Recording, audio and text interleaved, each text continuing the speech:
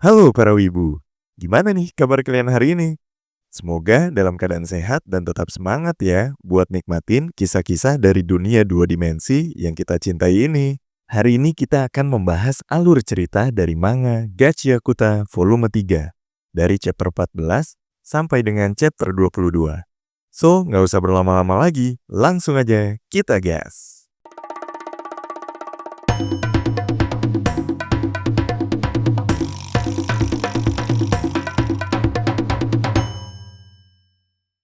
Pelarian Rudo dan yang lainnya tiba-tiba terhenti. Rudo, Gris, dan para supporters lagi lari cari jalan keluar dari situasi genting. Mereka menemukan pintu darurat yang mengarah ke tangga. Gris memutuskan buat ngirim beberapa supporters keluar untuk manggil bantuan. Sementara ia dan Rudo kembali meriksa keadaan Zanka Nejiku. Tiba-tiba terdengar ada langkah kaki yang mendekat. Gris berharap itu adalah Zanka yang udah beresin para vandal. Tapi yang muncul ternyata adalah sosok asing yang langsung mengenali Rudo sebagai seorang giver. Orang itu juga manggil Rudo orang langit kun. Tanpa basa-basi, sosok ini menghancurkan pintu keluar yang menandakan niat bermusuhan dan niat bertarung. Sosok tersebut bilang udah buang waktu karena tersesat dan harus berurusan dengan Zanka yang kini telah diracuni olehnya. Dia bilang ada seseorang yang sangat tertarik untuk bertemu dengan Rudo. Pas dia coba ngelepas topeng Rudo, Rudo langsung nepis tangannya dan menuntut penjelasan tentang nasib Zanka. Orang itu cuma jawab kalau Zanka mungkin sedang tertidur sebentar karena racunnya. Setelah itu, mereka dihadapkan langsung dengan pertarungan yang gak seimbang antara Vandals versus supporters. Gris dan Volo menyerang sosok tersebut, tapi dengan gesit ia menghindari serangan mereka dan membalas dengan tendangan yang ngebuat keduanya terhempas. Ia bilang bahwa Volo memiliki potensi, tapi tidak dengan Gris. Meskipun demikian, Gris dengan tegas bilang ia akan melindungi rekan-rekannya apapun nilai mereka. Sosok misterius itu kaget ngelihat seorang nobody kayak Gris berani ngelindungin orang lain, ngeluarin cakar dan siap buat nyerang. Rudo dari belakang minta Gris buat mundur, tapi sosok itu dengan dingin bilang Gris udah mati dan bahwa sebagai nobody nyawanya nggak berharga. Amulet Hamsa milik Gris jatuh ke tanah menandakan akhir tragis dari perjuangannya. Setelah menyaksikan Gris ditikam oleh cakar musuh misterius, Rudo terpaku menyaksikan amulet Hamsa Gris jatuh ke tanah. Dalam sekejap ia teringat masa lalunya bersama Rekto, ayah angkatnya. Dalam kenangan itu, Rekto menemukan Rudo muda yang tengah memukuli kepalanya sendiri di dinding. Rekto bertanya mengapa Rudo melakukan itu, meskipun rasa sakit di tangannya telah mereda. Rudo menjawab bahwa ia merasa frustasi dan tidak tahu bagaimana mengungkapkannya. Rekto menyadari bahwa Rudo merasa tidak berharga karena mengira orang tuanya telah membuangnya, dan bahwa frustasi itu berasal dari ketidakmampuan untuk memproses perasaannya. Rekto kemudian mengajak Rudo keluar untuk mencari sesuatu yang ia sukai, dengan harapan suatu hari kamar kosong Rudo akan dipenuhi dengan hal-hal favoritnya. Ketika sedang keluar, Rudo melihat seseorang membuang sebuah benda. Rudo pun langsung menghampiri benda buangan itu dan bilang, "Kok bisa ya benda ini dibuang? Padahal cuma lecet sedikit. Ini masih bisa diperbaiki padahal loh." Dari situlah Rekto bisa ngelihat potensi dan hati Rudo yang besar. Kembali ke kenyataan, Rudo yang diliputi emosi memegang amulet Hamsa milik Gris dan mengubahnya menjadi senjata yang kuat. Saat masih sekarat, Gris sempat mikir bahwa ternyata kekuatan Jinki milik Rudo bukan mengubah semua benda menjadi Jinki, tapi kekuatannya adalah mampu menarik keluar nilai dari benda apapun yang dia sentuh hingga ke titik maksimal. Dengan kekuatan baru ini, ia menghadapi musuh yang telah melukai Gris, menunjukkan bahwa dari rasa kehilangan dan kenangan dapat lahir kekuatan yang luar biasa. Setelah kekuatan amulet Hamsa Gris sudah aktif dengan mode maksimalnya, Rudo langsung bersiap melawan sosok misterius tadi. Dia memperkenalkan diri sebagai Jabberwonger. Melihat Volo yang sedang merawat dan menjaga Gris yang sudah sekarat itu, Rudo langsung menghadapi Jabber dengan tekad membara. Pertarungan mereka berlangsung sengit, tapi sepertinya itu hanya sengit untuk Jabber saja. Rudo dari tadi hanya diam tanpa bergerak sedikit pun. dan seluruh serangan Jabber, gak ada yang kena Rudo sedikit pun. Rudo juga mulai paham kekuatan sebenarnya dari amulet Hamsa milik Gris ini. Gris yang selalu berdoa setiap hari berharap keselamatan saat menjalankan misi, dan berdoa agar gak ada yang terluka. Amulet itu menyimpan semua harapan dan keinginan Gris dengan mewujudkannya melalui penggunanya, agar selalu selamat dalam pertarungan, dan gak kena sedikit pun serangan. Namun kekuatan defense mutlak itu memiliki kelemahan, yaitu amulet itu gak bisa dipakai buat nyerang secara langsung. Karena itulah Rudo harus mikir dan muter otak buat cari jalan keluar lawan Jabber. Setelah berhasil mendaratkan serangan kepada Jabber, Rudo melanjutkan pertarungannya dengan tekad yang semakin membara. Kali ini pertarungan mereka berlangsung semakin sengit, dengan Rudo berhasil mendaratkan pukulan pada Jabber berkali-kali. Bahkan Jabber dengan serangan kejutannya masih belum bisa menyerang Rudo sama sekali. Sampai-sampai si Jabber ini babak belur penuh darah. Tapi Jabber yang tampaknya menikmati rasa sakit menanyakan apakah Rudo merasa bersalah karena telah menyakitinya. Rudo jawab bahwa ia gak peduli karena lawannya adalah Jabber. Jawaban ini justru bikin Jabber makin bersemangat buat bertarung. Jabber kemudian menggunakan cakar Jinkinya buat ngancurin pilar, bikin puing-puing berjatuhan. Rudo berhasil menghindar dan dengan bantuan amulet Hamsa yang sekarang jadi Jinkinya, dia dapat mendeteksi serangan Jabber yang bersembunyi di balik puing-puing. Rudo memanfaatkan momen ini buat nyerang balik dan bikin Jabber terpental. Tapi Jabber gak nyefah. Ia menyadari bahwa amulet Rudo hanya bereaksi terhadap serangan yang memiliki niat jahat. Buat ngakalin ini, Jabber ngejelasin kalau Jinkinya bernama Mankira yang merupakan cakar beracun. Cakar ini punya neurotoksin di setiap bilah cakarnya. Perlu kalian tahu nih boy, neurotoksin adalah racun yang bereaksi pada sistem saraf, yang bikin gangguan atau ngerusak pada sel saraf. Terus si Jabber menusukkan cakar beracun miliknya ke perutnya sendiri, berharap bahwa dalam keadaan gak sadar, serangannya gak akan terdeteksi oleh amulet Rudo. Abis pingsan, Jabber tiba-tiba nyerang, nunjukin bahwa rencananya berhasil. Pertarungan pun tambah sengit kali ini, di mana Jabber dalam mode tidak sadarkan diri karena neurotoksin milik Jinkinya sendiri mulai nyerang Rudo secara brutal.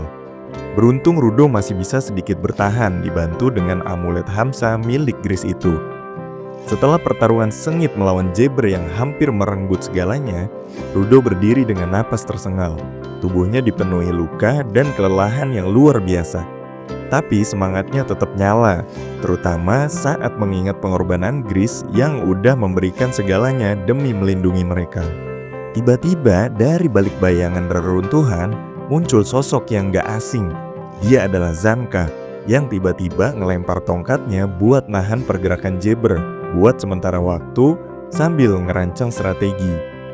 Dengan luka yang masih segar dan wajah yang penuh determinasi, Zanka kembali bergabung dalam pertempuran. Kehadirannya membawa harapan baru bagi Rudo dan Volo, yang kini menyadari bahwa mereka tidak sendirian dalam menghadapi ancaman ini. Setelah pertarungan sengit lawan Jabber, Rudo dan Zanka berdiri di ambang kelelahan. Zanka meskipun tampak lelah menyatakan bahwa dirinya sehat-sehat saja. Ketika Rudo menunjukkan betapa buruk kondisinya, Zanka menyadari bahwa Rudo akhirnya bisa menggunakan Jinki dengan benar. Tapi Rudo mengungkapkan bahwa Jinkinya nggak lagi berfungsi seperti sebelumnya dan hanya bisa menghindar karena Jabber telah kehilangan akal sehatnya. Zanka menganalisis bahwa Jinki Rudo bereaksi terhadap niat jahat karena dirinya nggak bisa bergerak dengan baik akibat racun yang digunakan sebelumnya. Zanka menyusun rencana. Ia meminta Rudo untuk memukulnya guna menguji sesuatu. Zanka menjelaskan bahwa jika ia menyerang Rudo, Jinki mungkin akan bereaksi dengan memindahkannya. Dan karena jangkauan tongkatnya lebih panjang dari cakar milik Jabber, ia seharusnya bisa mencapai Rudo sebelum cakar Jabber menyentuhnya.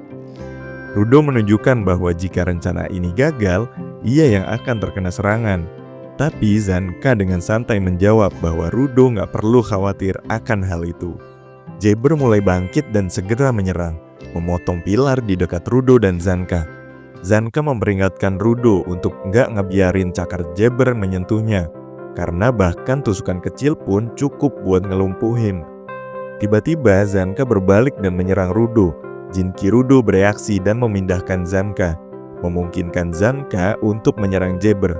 Zanka terkejut bahwa rencananya berhasil, sementara Rudo terkejut bahwa Zanka benar-benar menyerangnya, apalagi menyerang dengan niat jahat. Setelah mengetahui bahwa rencana mereka berhasil ngelawan Jabber, Zanka melangkah mengelilingi Rudo dan mulai menyerangnya lagi, seperti yang udah diharapkan. Jinki Rudo bereaksi dan memindahkannya lagi, memberi Zanka kesempatan untuk memberikan pukulan keras langsung ke Jabber. Zanka menyadari bahwa Rudo dapat memperpanjang jarak perpindahannya dan mengatakan bahwa Rudo mulai menjadi agak kasar. Yang dibalas Rudo dengan mengatakan bahwa ia akan menunjukkan apa itu kasar. Ketegangan meningkat saat Zanka menyerang Rudo, sementara Jabber mulai bangkit. Saat Zanka berada di udara bersiap untuk menyerang, Jabber kembali sadar dan sempat berbicara, "Bukankah kalian orang jahatnya?" Sebelum akhirnya Jabber dipukul jatuh ke tanah. Setelah pertarungan sengit, Zanka terjatuh ke tanah, kelelahan dan gak mampu bergerak lagi. Di sisi lain, Jinki milik Rudo yang berupa jimat Hamsa milik Gris mulai hancur. Rudo gemetar, merasa bersalah dan tiba-tiba jatuh pingsan. Zanka terkejut melihat luka di punggung Rudo. Ternyata tanpa sadar, di pertarungan tadi, Rudo terkena goresan di punggungnya, yang mana luka goresan kecil itu cukup buat mengalirkan racun dan ngebuat Rudo lumpuh untuk sementara. Jabber yang sebelumnya pingsan bangkit dan mendekati mereka. Dengan tenang, dia ngejelasin bahwa cakar kiri miliknya mengandung racun yang dapat menghilangkan rasa sakit. Tapi jika digunakan berlebihan, bisa bahaya. Racun yang dia suntikan ke Zanka itu dia bilang kira-kira 30 menit akan hilang. Karena itu Jabber mutusin buat nyuntikin racun lagi ke tubuh Zanka yang masih terbaring lemah.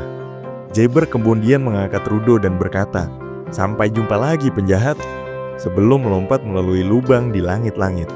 Namun di luar, Ryu dan para cleaners udah nunggu, siap menghadapi Jabber.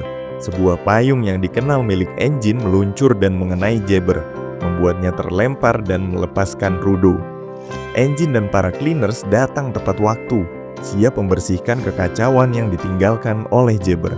Sementara itu, Rudo yang masih terbaring merasa semua ini adalah kesalahannya. Setelah pertarungan yang melelahkan, Jabber akhirnya bangkit lagi walaupun dia masih sempoyongan dipenuhi luka. Jabber juga tersadar kalau dirinya udah dikelilingi oleh para cleaners yang menatapnya dengan penuh kebencian. Engine sang pemimpin cleaners menilai kalau Jabber tampaknya sedikit gila. Engine juga berterima kasih dengan salah satu sporters yang berhasil menghubungi markas dan meminta bantuan. Karena kelompok Rudo terjebak ke dalam gedung yang sangat dalam sehingga alat komunikasi nggak bisa dipakai. Ryu, salah satu anggota cleaners, merasa lega melihat Rudo tampak lebih baik dari yang dia kira. Sementara anggota cleaners lainnya menunjukkan kekhawatiran atas kondisi Rudo yang masih lemah. Bahkan Delmon Gates sempat ngomel-ngomel karena Jabber berani melukai anak magang cleaners. Dalam ketegangan yang meningkat itu, Engine ngomong kepada Jabber dan menanyakan banyak hal kepadanya. Jabber menyadari kalau situasinya buruk dan kalau melarikan diri bukanlah pilihan, terutama setelah mengganggu para cleaners. Dia bilang kalau misinya adalah membawa kembali orang langit, dan dia nggak akan kembali tanpa menyelesaikan tugasnya. Bahkan jika itu berarti mempertaruhkan nyawanya.